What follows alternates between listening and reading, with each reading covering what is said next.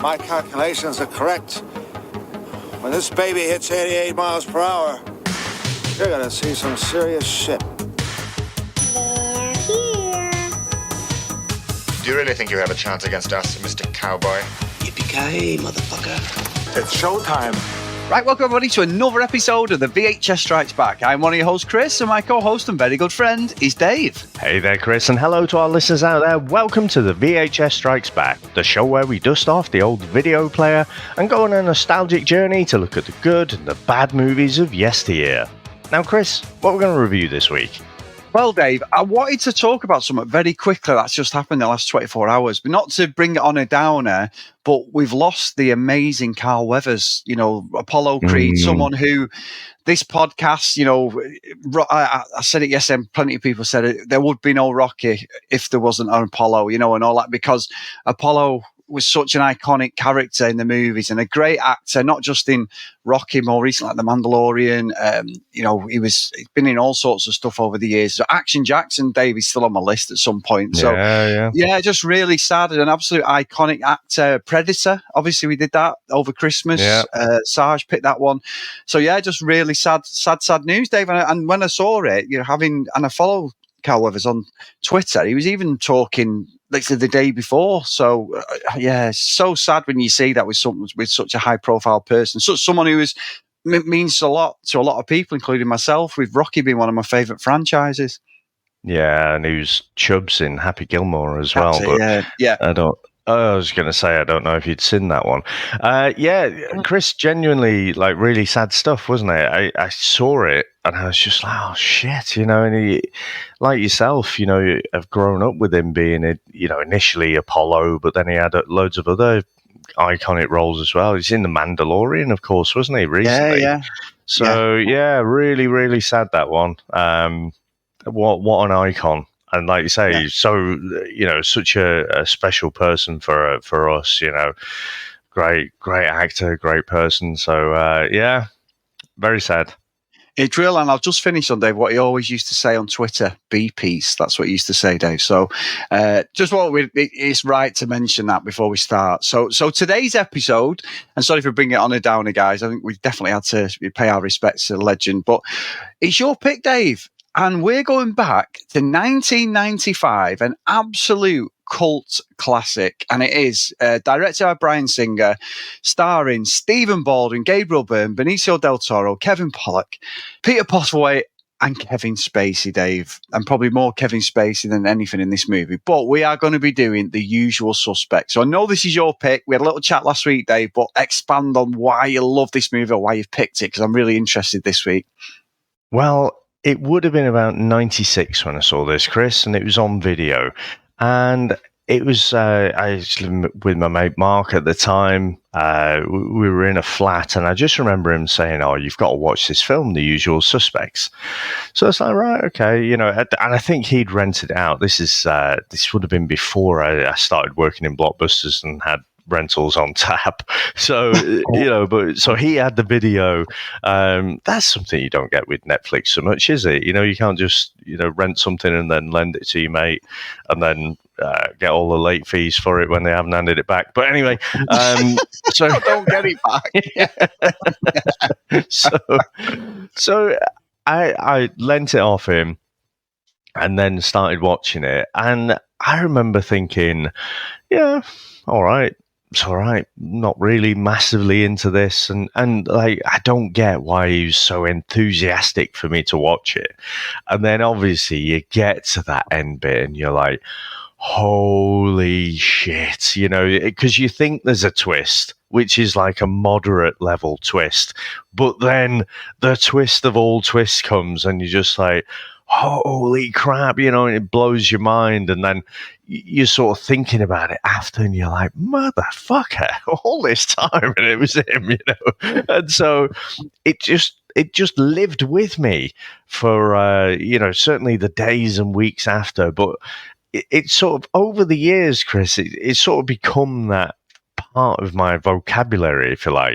So if someone, is a bit of a underdog or, off the main radar, And then suddenly you find out, they've got this massive backstory or something, and then you're like, oh fucking hell, it's Kaiser Soze, and so it's just, and this is one little gag, your pop culture reference, just for the Gen Xers, isn't it? Because the fucking millennials are probably like, the fuck's he talking about? Who's Kaiser Soze? So yeah, it's one of those that I like to throw in there. But it was on our podcast a few months ago, I think now, where we were discussing about movies that, you feel like are great, but you've maybe only seen them once. And you think back to it and you think, well, there's the massive twist. Do I need to see it again? And I wanted to test that theory, really. I wanted, an excuse to go back and see, is the whole movie enjoyable as well? Or, if you think back to it, probably like most people, you just think to that end bit, really.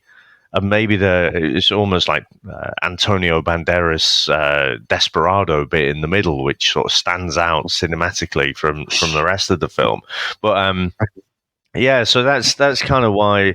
Well, that's a little bit of history, and then why I kind of wanted to pick it as well. But how about yourself, Chris? Well, it's interesting, Dave, and I loved what you just said there, because I want to just throw a little quick story in. You're talking about, when you lend stuff to your friends, like videos and everything. And more recently, I lent someone, Driver with Ryan Gosling that came out a few years ago. I lent that someone that on Blu-ray. Never got it back, Dave. And then when I used to go to this person's house, it'd be in their collection, and I'd see it, and I'd be like, that's my fucking Blu-ray. And you say that about lending like videos to people and they're going in late and stuff. I still, to this day, Dave, is not a video smart about the fact that I give a friend of mine my copy of Street Fighter 2 on the Mega Drive. And it was the Championship Edition, limited one, in the box with the fucking little booklet you used to get on the Mega Drive. And then I went round to his house and he had a few brothers and sisters like me, Dave. There's my cartridge. No box, no book. And he convinced himself after 6 months it was his and offered to lend me the game. And I was about 10 or 11 going, I'm going to punch you square in the fucking face in a minute. We are going to be fighting, you cheeky bastard. And to this day, Dave, I saw the guy. This is no lie. I saw the guy the other day. I've not seen him for ages. He's a fucking City fan as well, which makes it worse. He walked across me near the Trafford Centre as I was driving my fucking van. And I'm like, and every time I see this guy, I play football with him. Still got my cartridge, you see. Yeah, honestly, I don't bear a lot of grudges, but I swear to you, on my life, he walked across me and I played football with this guy. I used to go to Manchester with him, we were younger and we were trying to bloody cop off and everything. He's a nice guy, but every time I see him, I go, you fucking bastard, my Street Fighter was fucking, I never got it back off you. And I love me retro games and I've never bought it, but I won't even download it. Like I've got my Steam Deck my handheld PC, and I've been putting all my retro stuff back on and I love doing all that. And I've got ranges of ROMs and everything, and I will never download that fucking game because he blagged me, Dave. And it was I love that, the neckiness of, would you like to borrow it? No, I fucking wouldn't. I want the box back. And I remember saying to him, that's my game. No, it's not. And we literally nearly had a fight. And I'm like, oh my God. So anyway, you've triggered me now, Dave, about that with the videos. But anyway, there you go. So anyway, back to the film. There's two films in the 90s that really, really caught me off guard. So I'm the same as you. I got this. I think it was the old classic Britannia. And this is true. I lived at 76 Great Stone Road in Furswood, Old Trafford, Dave. And I think 78 fucking Great Stone Road, when they moved out, Mr. Smith got 5 fucking videos from the Britannia fucking rental, Dave, and CDs. And that happened a couple of times. And because the porch was open, they used to just leave them. I remember getting Train Spotting from the same batch of videos that come from Mr. Smith, Dave. If anyone from Britannia's listening, I'm sorry, it wasn't me, honestly. But so I got this. It was an iconic VHS I don't conversion. think they're still going, Chris. No, I don't think you're all right. I'm going to get the cold, someone on my shoulder. But I do remember getting this Train Spotting as well. I think there's 3 videos I got and a couple of CDs. But it was always on the movies that he spread like wildfire. When someone had watched it, and I didn't watch it his first time round, I'm thinking like you, the year after or so when it was on VHS and it became sort of available in the video shop, but it was always said, you've got to watch it for the twist. And I absolutely love this movie. For you, like you say, it's a bit of a run-of-the-mill sort of heist thriller type thing in it. There's a bit of a backstory. You know something's coming. But my jaw was on the floor, Dave. Literally, at the end of it, my jaw was on the floor because I did not see it. Luckily, nobody had ruined the, there was no fucking proper internet then, which is even better. So, Bellend to tell you, like, when you got to watch, right, what was it, The Force Awakens, and someone puts a picture of fucking Han Solo up on Twitter just as I'm about to go in the fucking cinema. That was at midnight. That was amazing that day. So there was none of that. But there was this and The Sixth Sense. And I remember going to watch American Pie, and obviously we all know the famous American Pie episode, and talking about how I got to that. And then Sam's like, I fancy watching this. And at Sixth Sense, it was Bruce Willis. And this is, Usual Suspects is the same, where I watched it once and was blown away, but never had the thing to watch it again, because I think the twist is so good. It was like, and I bought this on VHS, The Usual Suspects, and I never watched it. I was thinking about this thinking, I've watched it. I don't think I've ever watched it. This is the second time I've watched this, Dave. And not because, and I've seen snippets on YouTube and that, like the lineup, and we'll talk about that now, but I felt at the time, sort of, this was a perfect movie, because the payoff of some of the things in the movie to get to that point it blew my mind, honestly, Dave. You know what I mean? At the time, I just thought it was perfection. So it was interesting you picked this, and I was so pleased you did, just to go back, just all these years later and try and watch it again. It's nearly 30 years since I've watched it. So it was like,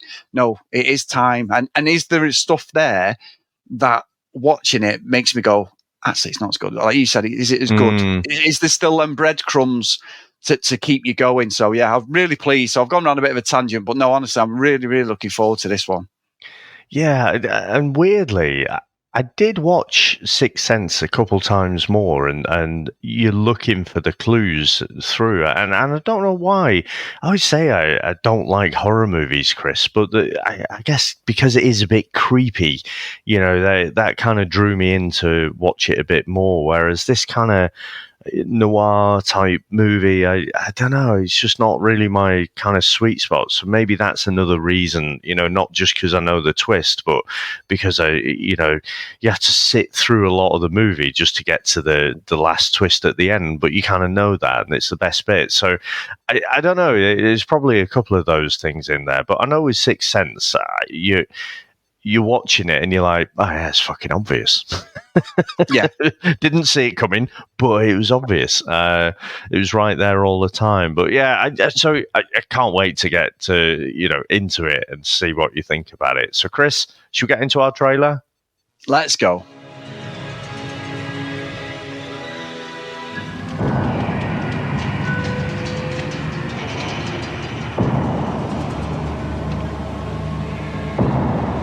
Usually, when there is a crime, there is a motive. I want to know why.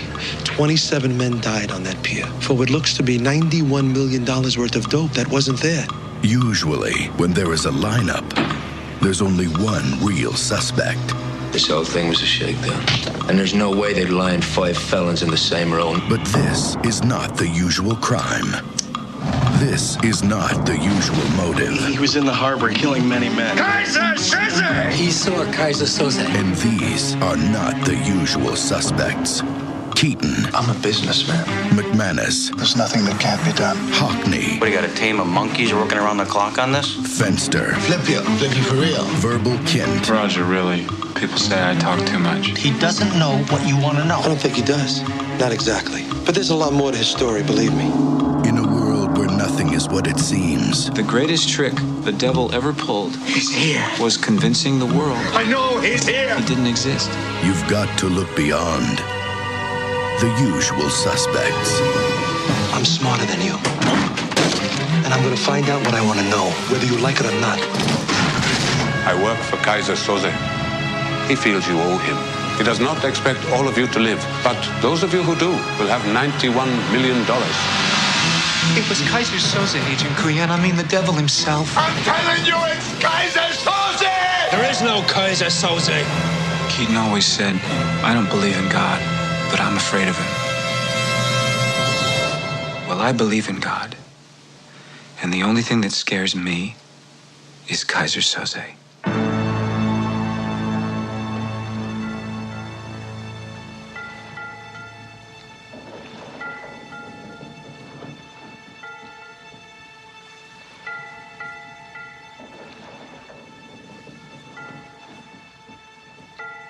Career criminal Dean Keaton lies badly wounded in a ship docked on San Pedro Bay. He's confronted by a mysterious figure he calls Kaiser, who shoots him in the head and sets fire to the ship. The next day, the police recover 27 bodies and only 2 survivors. Arkosh, a Hungarian mobster hospitalized with severe burns, and Roger Verbal Kint, a physically disabled con artist. US Customs agent Dave Coogan flies to Los Angeles from New York City to interrogate Verbal. The men are left alone in a borrowed office belonging to LAPD Sergeant Jeff Rabin, while FBI agent Jeff Byer visits the hospitalized Kovash. Now, Chris, what do you reckon to the opening of this movie? You know what, Dave?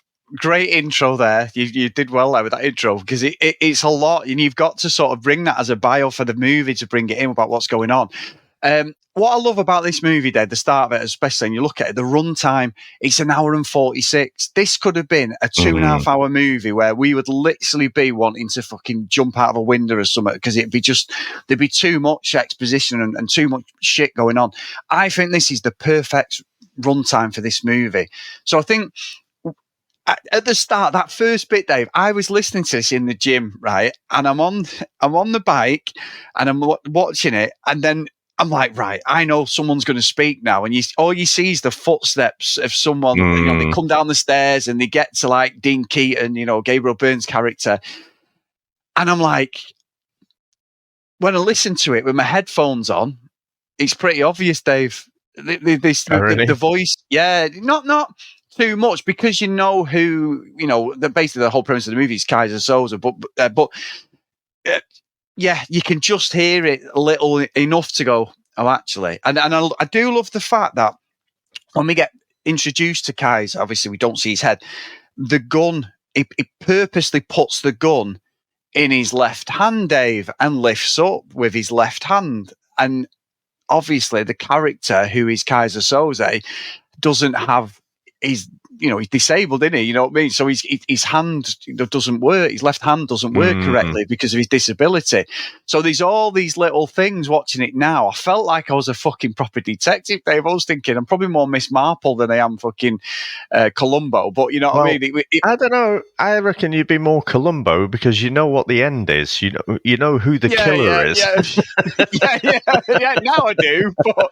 But it was interesting to like get my brain working to just watch the movie and try and it's hard not to, because like I say, I always felt the movie was just perfection when I watched it. I never wanted to go back and ruin that experience. It was like one of them, this movie's one of the ones where the experience of watching it was one and done, and I loved it. However, it's still a great movie. It's absolutely brilliant. I mean, they framed Dean Keaton as Kaiser Soze, don't they? And when we find out who this person is and everything, everyone is around an ex-cop. He's always killed people. He's a fucking lunatic, but he's in love, and he doesn't look that tough. I mean, Gabriel Byrne, it's weird. You'd think that would be Stephen Baldwin's character, wouldn't you? You know, that sort of like off the wall, sort of, you know, on the edge type thing. He's almost like Stephen Baldwin. You could have gone down the Martin Riggs route in some respects. You know, he's got a temper on him, but I do like the fact that we've got Kevin Spacey narrating the movie as well, Dave, and setting it out. So for me, it starts brilliantly, and everything comes together like at the start so well. And I think he tells the way it's narrated, and it's only on a budget of $6 million. It's unbelievable that they made such an iconic movie. It's almost an independent movie, isn't it, really? But yeah, I love the start of this movie. It's so well put together. Yeah, and I thought the opposite about the voice. Now, I wasn't listening on headphones, but I thought, well, I know you're Kevin Spacey, and I know what you sound like. And so why are you putting on the voice? Why are you putting on a different voice to, when you're just about to kill Keaton? It didn't make sense to me, but I'm maybe going to have to go back and just listen to that opening bit again. But yeah, I think it is almost. I've never watched any 1930s or 40s, noir type detective programs, crime thrillers, but this is sort of how I imagine it to be, the way it's all put together and everything. And I don't know, I'm probably a little bit more on the fence than you about whether it's a perfect movie, but I think that might be down to personal preference as well. But I think they are sort of setting up Keaton as being that kind of central character. So, I mean, cutting right to the end, when you get what you think the twist is, and I think that is the masterstroke with this movie, because even if, like you said, someone said, oh, you got to watch this film because of the twist. And so when you think Keaton is Kaiser Soze, you're like, oh, that all makes sense. I saw the twist coming, because even though you've got this entourage, Keaton is, the camera sort of lingers on him a bit more than anyone else. And it is kind of, everyone else is sort of just part of the posse. So when you think he's Kaiser Soze, like, yeah, that makes sense. This is the twist that everyone was talking about. But no, it's not the fucking twist, is it? The twist is yet to come. But I think it is really, really well put together, and it feels like that kind of. It's got that nostalgic, that old, like say 30s, 40s or something crime thriller feel, but it sort of feels like it's in the 90s as well. What do you think to the lineup, Chris? So when they all meet, and obviously with what you get at the end, you're like, well, how much of any of this shit was real and how much of it was made up? But I just fucking love the keys. And you talked about Baldwin there, Stephen Baldwin. I loved where they have to get up and read the line, give me the keys, you fucking cocksucker. And he gets up and he's just like, give me the fucking keys, you cocksucker. He's just so over the top. I just thought there was an energy about that lineup that I really liked. And of course, you've got the VHS cover, haven't you, where you got that iconic look and everything. So I don't know. I just really, really enjoyed the lineup bit as well this time. Well, that whole scene was supposed to be in the movie. That's Stephen Baldwin taking the piss.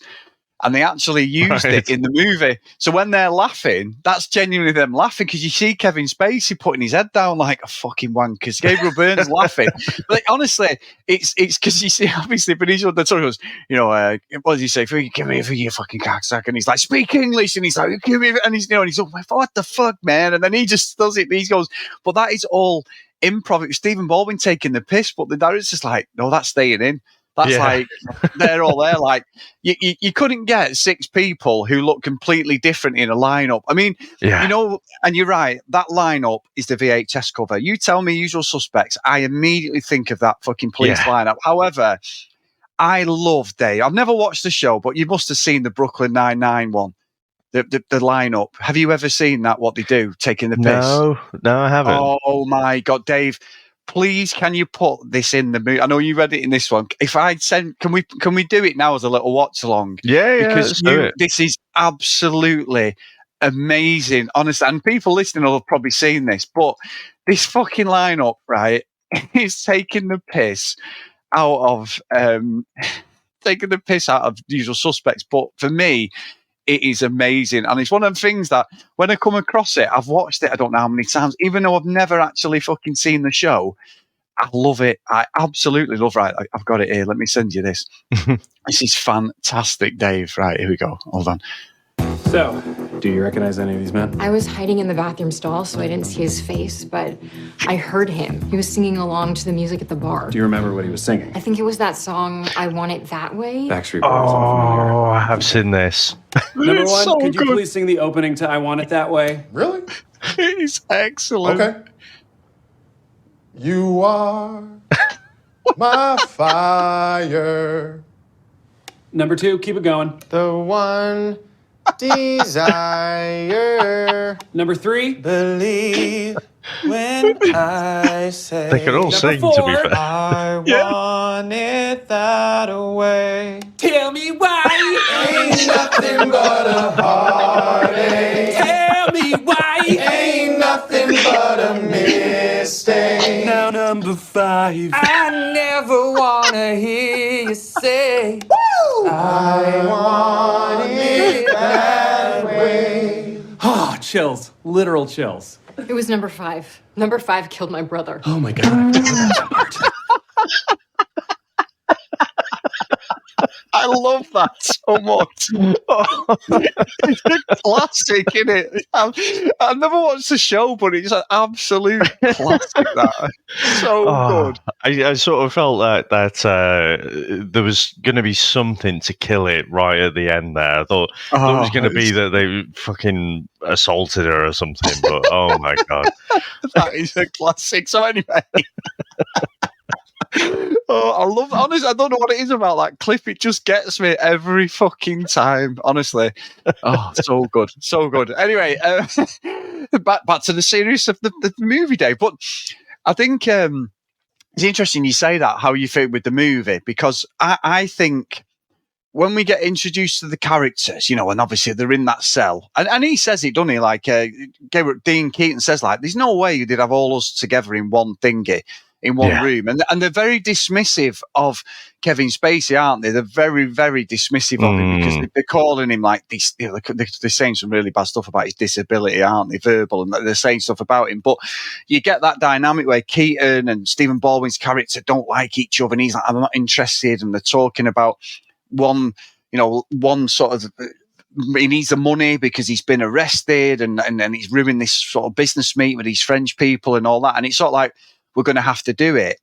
And it becomes like a heist movie, but I do like the table setting for what's coming. You know, like I think it works as a heist movie as well with what's going on. But the dynamic of, you see Verbal's character build at the start of the movie. Obviously, he's got his disabilities. Like, I don't know why I'm here. You know, he's sort of like saying, he says he's all in straight away, and he's very. They're like, what? And he's like, yeah, I'm in, sort of thing. And they're talking about like different things they've been arrested for or done for.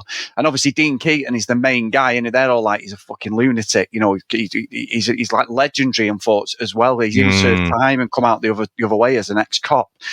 But you do see Verbal become more and more prominent, and he's like the glue between everybody, innit? He's like telling people little things and little snippets of stuff that leads them to do what they do. So I honestly, I went with it. I thoroughly enjoyed it, Dave. I'll be honest with you, I did. I think it's a really, really good story as well. Yeah, it was good. I feel like for me it lulled a bit in the middle. You know, I feel like the heists could have been better. You know, for me, it starts to pick up again, though, when they get introduced to Kobayashi, or Kobayashi, played by Pete Postlethwaite. Now, what I will say is, Chris, I do have to call it out. He turns up, you know, and I think he's supposed to be Indian or Pakistani or something. It's awful. He turned up on the screen. I was like, fucking hell. Yeah. I was like... It's like he turned up on it 8 Half Hot Mum or something. I was like, oh my God, that is not aged well at all. So, I don't know, his accent's all over the place, but I think he is. He mentions, you know, when he's talking about Keyser Söze to the group, and he's saying, you know, you did this and you did this, and you know, you've hijacked this van. You couldn't possibly know it was Keyser Söze's, but it was. You know. His accent's all over there, and then, you know, when they do get into the building, you know, and you're sort of thinking, oh, Kobayashi, you know, he's sweating a bit, but he's gonna give up the game. He's just gonna, you know, be killed, but he's totally chill about it. But then he turns it all around on Keaton because he's got Keaton's missus there. You know, it's like, oh, you are a bit of a callous bastard as well, aren't you? So, yeah, I felt like from that point, it sort of picked up its pace again. Yeah, you know what? I didn't know. You've absolutely stumped me there. That he was supposed to be from like India, you know, the region of India, like Asian. So I thought he was like Eastern European. It was a terrible accent. You could hear his English accent coming over. And this actually... this movie accelerated and elevated him back into the limelight, because he got a lot of movies off the back of this, Dave. A lot of different projects as well. Pete Postlethwaite, you know, obviously, unfortunately, he's not with us now, but he become like a really established actor off the back of this movie. And things in this, Dave, as well. A young, very good-looking Giancarlo Esposito, Dave, Gus Fring out of Breaking Bad as well. He's one of the agents that's talking to talking to the cops and stuff. But I think as well, the only issue I've got with any of the characters is the guy who's actually talking to Kaiser Soze, because he's always been an American fucking Italian mobster. In any movie I've ever watched, Dave, he's always been a bastard and always been a baddie. And I'm not buying that fucking bouffant haircut that they've fluffed up his fucking hair for. I don't know what's going on. Yeah, Cujan. I don't know what that haircut's about. And I just don't believe that he is the agent. I just think he's a mobster and he's going to be like, we're going to fucking whack him, and all that sort of. I just don't buy it. But the story that then gets told and how, Verbal ends up in this police, this not even interview him, it's an office, it's just an office, but they've got the cameras on and they're talking, he's got unity and he's like, we need to speak to him. I loved all that. I did like the pretense of the taxi ride in New York where what a way to transport drugs and everything. He's, pay a load of fucking bent coppers and they'll transport you in a car. No one's going to stop a police car when they're doing delivery. Yeah. So very, very good idea. However, I will say, when Keaton, who they do the heist where they get that guy and they've got the vans round it and they get the police car, so they fucking police car, and Keaton's got a fucking like a cowboy fucking fancy dress like mask on, hasn't he? Like he's not in that. It's the second one, sorry, the second heist, sorry, and he's got that mask on. It's like, but everyone knows who he is. He's a cop. A bent copper who's killed numerous people while he was a copper and got away with it. As the trials, they all got killed or the evidence went missing. He then gets sent to jail, and even in jail, nobody will fuck with him because he's killed 3 people allegedly, and he's come out of jail untouched. An ex-cop in jail, he's fucked basically. No chance. You know what I mean? They make him to be nails, don't they? But yet, when he confronts the cops and that, it's almost like they could just go, like that scene I remember sending to you, Henry Cavill, I watched it the other week, Ben Affleck again, when fucking Jimmy Kimmel comes and goes, it's fucking Batman and Superman, and then Lex Luthor comes over and Ben Affleck puts the phone up just above his nose and he's like, no, it's not. He's like, it's fucking Batman, you're Clark Kent, Superman, and all this, and Superman's like, breaks his phone and goes, fucking throw you off this planet. It's like that. It's like you can clearly see who that is because the cop looks at him and I'm waiting for the cop to go, all right, Dean, how have you been? It's weird. There's a really weird look because if he is more obvious than anybody who that character is, but I do like the high stuff. It's leading to this big reveal. So, like the idea of like they just can't get away from that criminal side of them, even though they can't, because obviously Dean's whole life has been turned now. It's just ruined any sort of going straight type situation as a character. But no, honestly, I enjoy. I didn't really find that there was a lull. Maybe because it's only 1 hour 46, and I sat through this in one sitting. I didn't have to turn it off and come back. I just went with it. But I do think, Dave, watching it again, and not to ruin the end or anything, you have lost something because you know the end as well. Yeah. This time was more. This time really was me trying to like work out how did I miss this or how did I miss that, and there was plenty of table setting from Kaiser Soze where you can clearly see that who he is through the movie this time. Yeah, and I think one of the moments, so picking up on what you're saying about Heaton there, it didn't make sense to me when he's trying to get the package. Heaton really hesitates, doesn't he? He doesn't. The guy's not cooperating at all, and he's thinking, "I'm going to have to kill him here." And then eventually, Verbal just shoots him right between the eyes, doesn't he? And it's at that moment, with the hindsight that he's Kaiser Soze, you're like, "Oh yeah, he's got that kind of ruthless look." It's funny when you've got an actor acting a role, but within another role. It's like the character acting, but you're like, in that moment when he took that shot, he was Kaiser Soze, and you could see it. Yes. We always say, don't we, about Christopher Reeve when it's in Superman 2 when he transforms into Superman, but with no special effects at all. He literally just stands up taller and, broadens his shoulders out and stuff. And you're like, holy shit, this weird transformation just happened right in front of our eyes. It was like that for Spacey. And I do have to say, he's a bit of a distasteful character, isn't he? It's proven to be. But yeah. I went into this as well thinking, oh yeah, it's a fucking piece of shit, isn't he? I bet his performance wasn't that good in the end, piece of crap. But credit where it's due. I mean, this performance is fucking amazing. And as much of a distasteful character as he is, you can't deny he was a great actor as well. Yeah.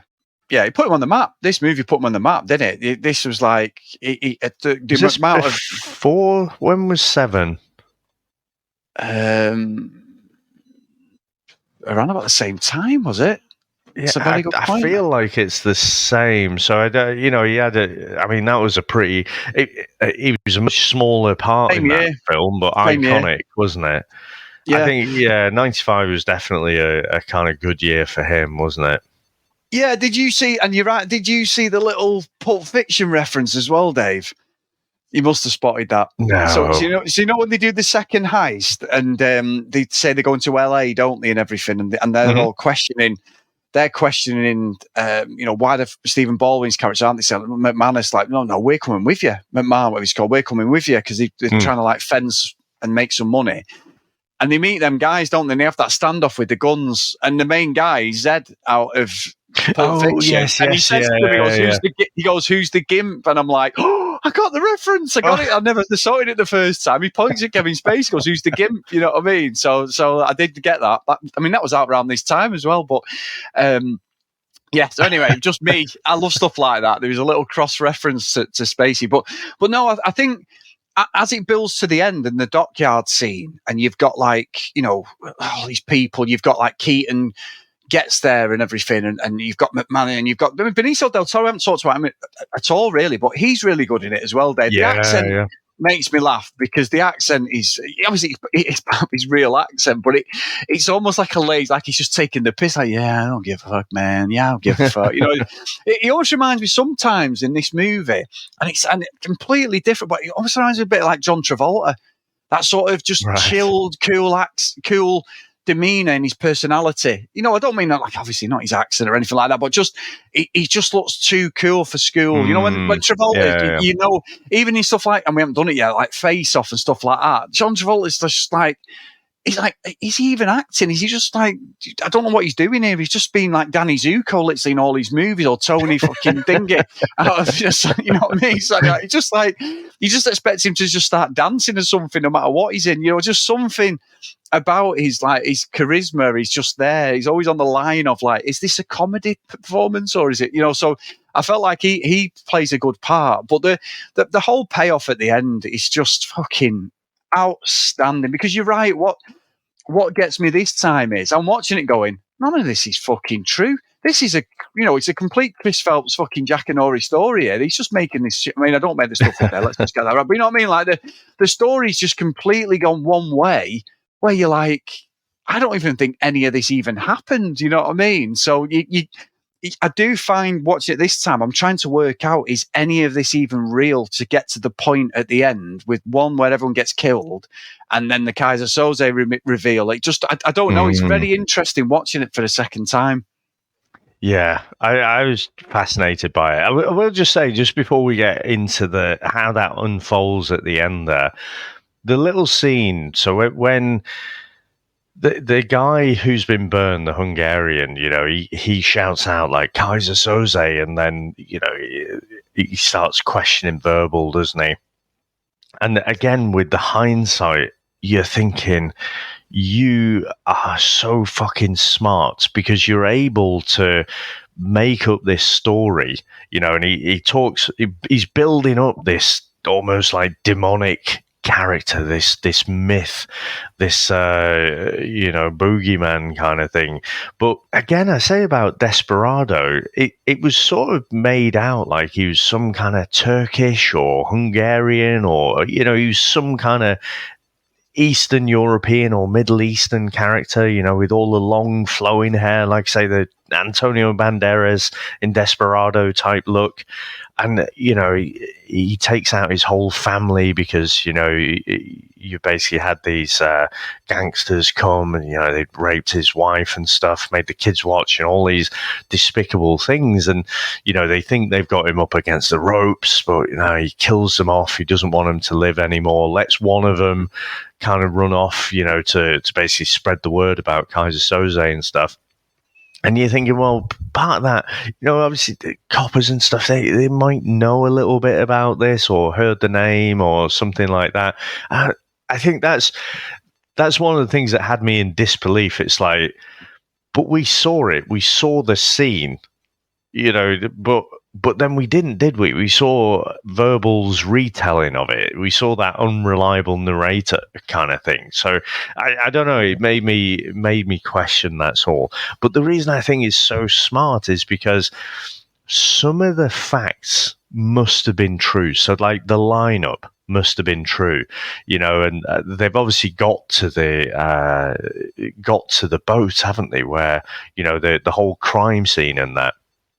So some of that must have been true as well. And, you know, these key things, but, you know, when Verbal was initially in that room, you know, and again, it's just this borrowed office, he's scanning the walls, you know, he's looking for all these, like, it's almost like he's playing with the copper. It's like, you know, we know that we talked about Pete Postlethwaite, you know, and we saw him at the end as well. So him as a person is real, but the Kobayashi name is just like off the bottom of the mug kind of thing. And then he's got all these other references, you know, that he's picked off the wall. And to be able to create this story, but also what I think was brilliant about it, he kind of leads Kujan to the water, doesn't he? He's sort of like, he wants him to believe that Keaton was Kaiser Soze.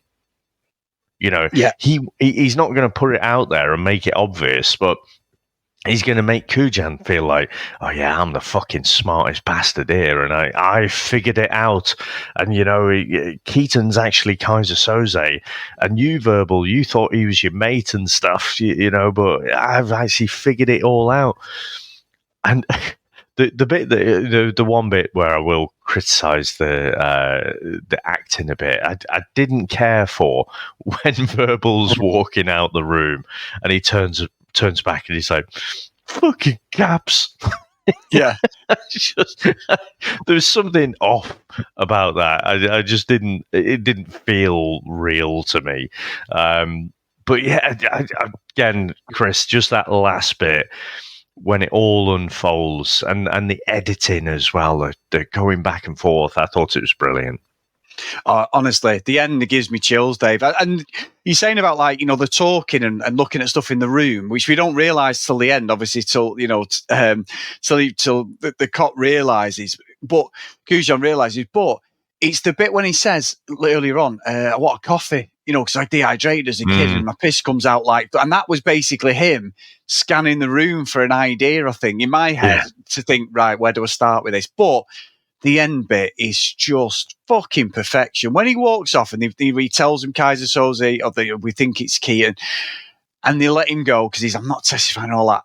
And then he looks around the room, doesn't he, like you say, and he's just piecing everything together. And all these words are like, and then you get the walk. And for me, the greatest line in this movie, without doubt, is when he just says, the greatest trick the devil ever pulled was convincing the world he didn't exist. And like that, he's gone. And it's fucking chills, Dave.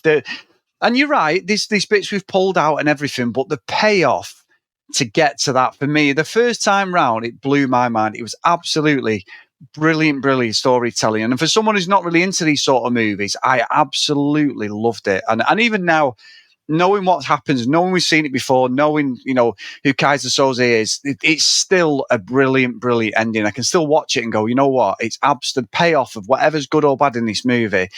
It's just for this end bit. It's almost like you just want to fast forward the end bit and go, actually, I'll just watch that, because it's just perfection for me, that end bit. I love it. It is. And like I say, the editing, the way it kind of, takes you through the thought process, doesn't it? It keeps going back. It'll show a bit in the room, it'll show the Kobayashi name and stuff, and it helps you understand and piece this all together. So you're kind of with Kujan, aren't you? In terms of how he's thinking it through. The one bit kind of, and I remember this irritating me a bit at the time. So when you get the walk, again, absolutely iconic. And this is where I think, the editing is just brilliant, because they're still playing the different sound bites and things, and it's cutting away to Kujan to pass things to Kevin Spacey's walk, or Kaiser's walk as he kind of, he's got the limp and stuff, and then suddenly straightens up. But he gets in the car, and that's where you see what we think was Kobayashi, and he looks across, it's Pete Postlethwaite, and you're like, oh, fucking hell, it's him. And, and I guess even before he gets in the car, he stood there, smoking a cigarette. But Kujan's been running through the police precinct. He's been trying to chase him, because he knows, like, literally 5 minutes before, Kaiser Soze was here. I let him go, and he's just walked off. But as you scan to him, you can see the car in the background, and I'm thinking, well, he was just, the timing of it is off, because literally Kaiser Soze was stood there lighting up a cigarette. So. And he's about 20 yards away from Kujan. I'm like, surely you would have seen him.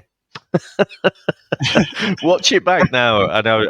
It's just, it's too close for me. I think it's, there's something tiny. I mean, it's a real nitpick, I have to say, Chris, but there's just something not quite right for me and believable about, he's right there. And I think maybe that's the point, isn't it? He's sort of in plain sight almost. But, the way Kujan's kind of scanning around, you think if you're actually trying to find him, just look to the right, look to the left. Don't just, again, it's shot brilliantly, but he is just looking between kind of 10 and 15 degrees in front of him. Yeah, so that's the bit that it's just a little nitpick, but it did irritate me a bit. No, and it's good to pick that out. It is good. So shall we get into the scores, Dave? Let's go.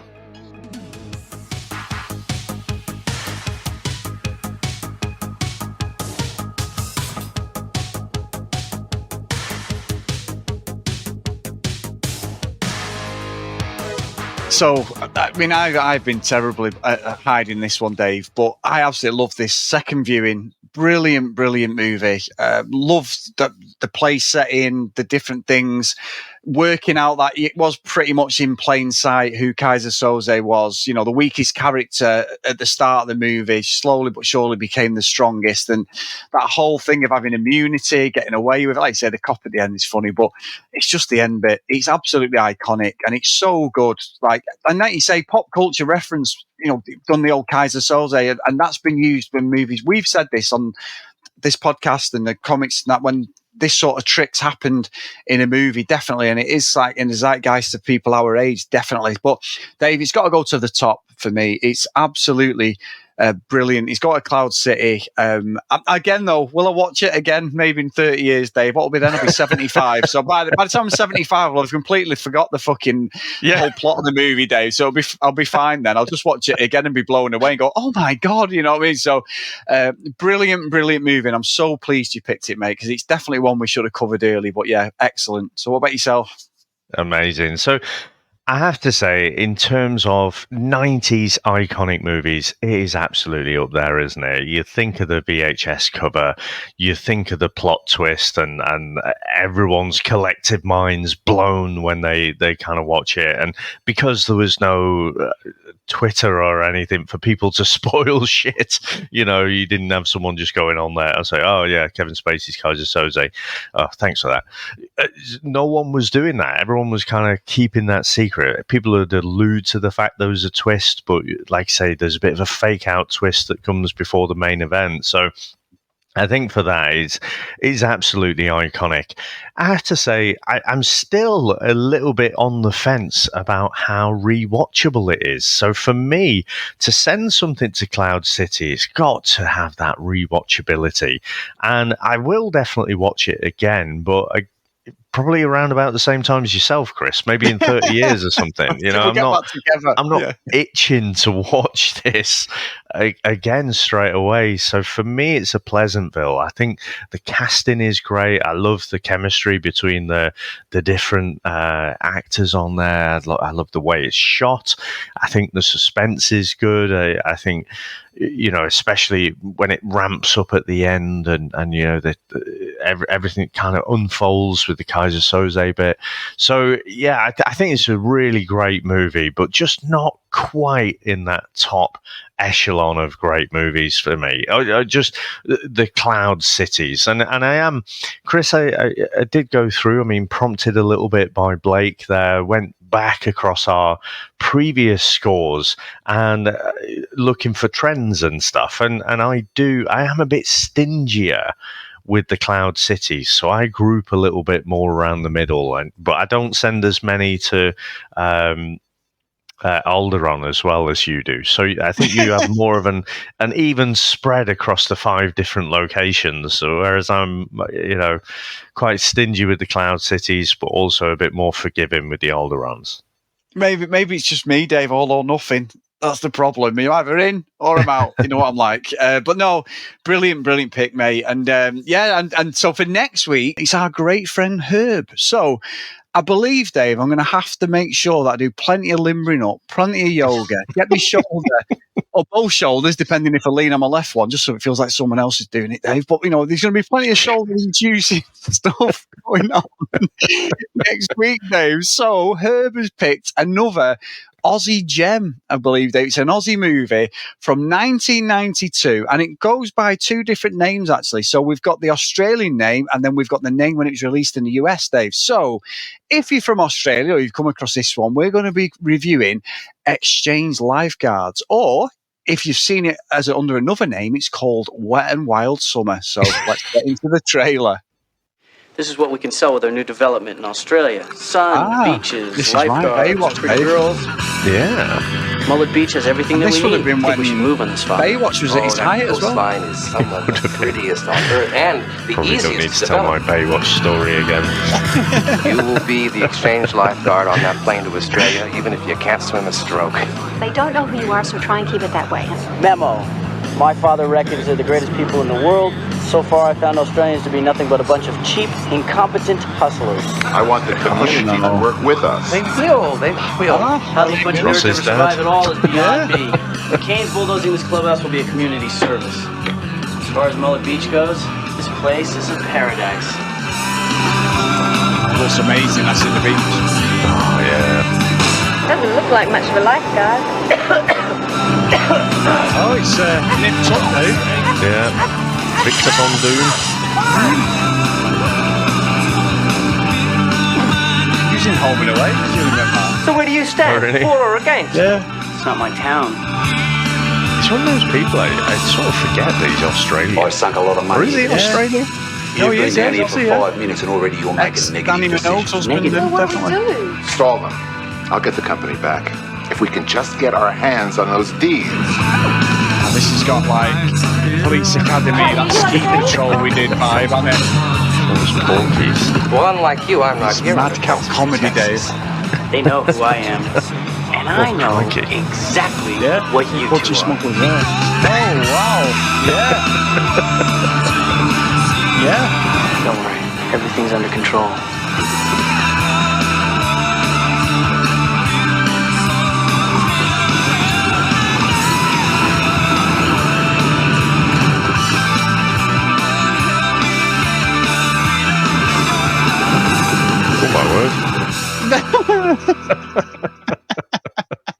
You know what I kind of like is, obviously, to me, that trailer looks like, you know, so Exchange Lifeguards. It does look like it's kind of more Australian, doesn't it? It's all about the beach and stuff. But it does look like they've gone for the story there. but the American marketing to it, to call it Wet and Wild Summer. And if you look at the VHS cover for that, it's got some voluptuous woman, some blonde woman on it with a tiny bikini.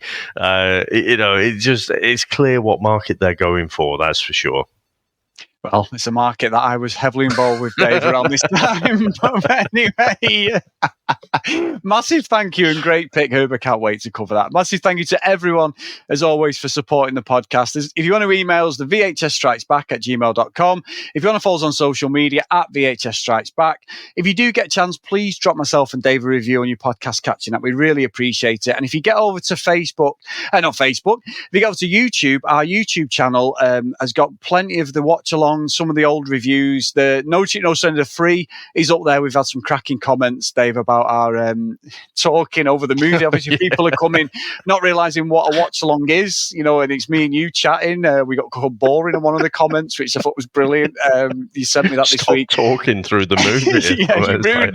You're ruining this. Pay for it then. Yeah, buy the fucking movie, you bellends. But so please get over to the YouTube channel because we're getting plenty of views over there. No Cheat No Surrender 1 and 3 have got a watch along, which means we should do, Dave, the second one at some point as a watch along, shouldn't we? Just to complete the trifecta. We should actually. We should do that again. We haven't done a watch along for ages, but yeah. So we are going to put some stuff on YouTube as well. So get over there. VHS Strikes Back as well. So anyway, if you do want to support us, please get over to patreon.com/the VHS Strikes Back. And a massive thank you as always to everyone who supports the podcast, past and present. We do really appreciate it. So the roll call of honor is, and a massive thank you to Mr. Mike Burton from Star Wars Comics in Canon, Dave. Absolute legend. Lee, Helen, Dylan, Stephen, Trent, Dan, Justin, Susan, Timothy, Matt Heath, Ken, Lucky Little Green, Herb, Jax, Math, Blake, John Hammond, and Mr. Tony Farina. So thank you so much for all your support, guys. We really appreciate it. We say it every week, but we truly, truly do. Now, Dave, it is your pick. You're going to have to throw us a line to take us out today, my friend. Well, Chris, I'm going to steal a line from Benicio del Toro, who played Fenster, who I do think was criminally underused. He got killed off quite early. But after he's been strip searched, he says, "Man, I had a finger up my asshole tonight." And Hockney replies, "Is it Friday already?" Thank you very much, sir. Thanks to all our listeners. Thanks to all our supporters. And we'll speak to you next time. Bye. That's it, man. Game over, man. It's game over. What the fuck are we gonna do now? What are we gonna do? Maybe we could build a fire, sing a couple of songs, huh? Why don't we try that? We better get back, because it'll be dark soon, and they mostly come at night. Mostly. I'll be back. That's odd. We came, we saw, we kicked its ass. Wax on, wax off.